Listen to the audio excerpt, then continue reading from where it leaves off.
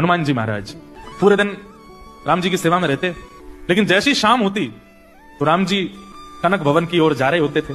पूरे दिन रहते वानरों के बीच में, सभा के बीच में, प्रजा के बीच में, लेकिन संध्या में तो वो फिर अपनी गृहिणी के पास और फिर निज जीवन जीते हैं जो बहुत प्राइवेट है, प्राइवेसी रहती है वहां पे। तो हनुमान जी महाराज शाम होते ही बड़े व्याकुल हो जाते हैं, अब राम जी चले जाएंगे, अब राम जी अंदर चले जाएंगे, अंतःपुर में चले जाएंगे, और अंतःपुर में केवल सीता जी जाती हैं और कुछ सखियां जाती हैं, हम लोगों का तो प्रवेश वर्जित है। हनुमान जी बेचारे, उनका मन होता है मैं एक क्षण के लिए भी राम जी से दूर ना रहूं, लेकिन रात्रि होते ही राम जी जैसे कनक भवन में जाते हैं, हनुमान जी महाराज द्वार पर खड़े हो जाते हैं, और जब तक राम जी भीतर जाते दिखते रहते हैं, देखते रहते हैं, और जैसे ही राम जी कहीं मुड़े दिखने बंद हुए, फिर हनुमान जी का रोना शुरू होता है। दिन पूरी रात रोते रहते हैं जब तक राम जी सुबह आ ना जाए। हनुमान जी महाराज व्याकुल हो गए, राम जी से बोले कि आप हमको रात्रि सेवा में ले चला करो। राम जी बोले सीता जी से आज्ञा ले लो। सीता जी से खूब प्रार्थना की, सीता जी बोले नहीं नहीं, रात में वहां सब सखियां होती हैं और वो अंतःपुर है, कहीं तो राम जी को अकेला छोड़ो, पूरे दिन तुम संगी लगे रहते हो। हनुमान जी इतना रोए इतना रोए, अब हनुमान जी रो रहे हैं, देवी देवता प्रकट हो गए हाथ जोड़ के, हनुमान जी आप आज्ञा करो क्या करना है।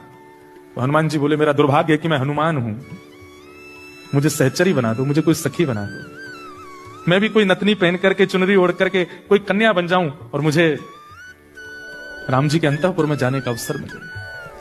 अब ये तो सब देवी देवता हाथ जोड़ खड़े रहे, बोले कि ये हम कैसे कर सकते हैं, और हमको दंड और लगेगा कि हनुमान जी को छोरी बना है। लेकिन हनुमान जी की विरह वेदना इतनी थी कि नेत्रों से अश्रुपात हो रहा था, वो नेत्रों का अश्रुबिंद ही एक छोटी सी धारा बनकर के सरजू जी में गया। सरजू जी उस ताप को सह नहीं पाई और तुरंत सरजू जी प्रकट हो गई। सरजू जी, सरजू मैया, और हनुमान जी के पास जाके बोली हे हनुमंत लाल क्या इच्छा है।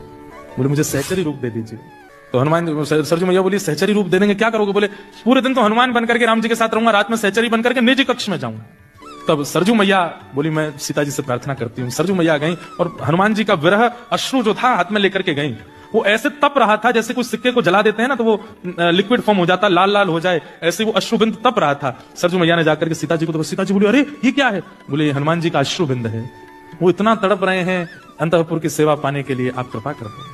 तो सीता जी बोली इतनी व्याकुलता है, मैं अंतःपुर की सेवा इसलिए नहीं देती कहीं यहां पर राम जी के प्रभुत्व को ना देख करके, उनके राजा भेष को ना देख करके, उनके सहज भाव को देख के किसी के चित्त में दोष ना आ जाए। लेकिन हनुमान जी तो पूर्ण योग्य हैं, जाओ उनको कह दो आज से संध्या होते ही वो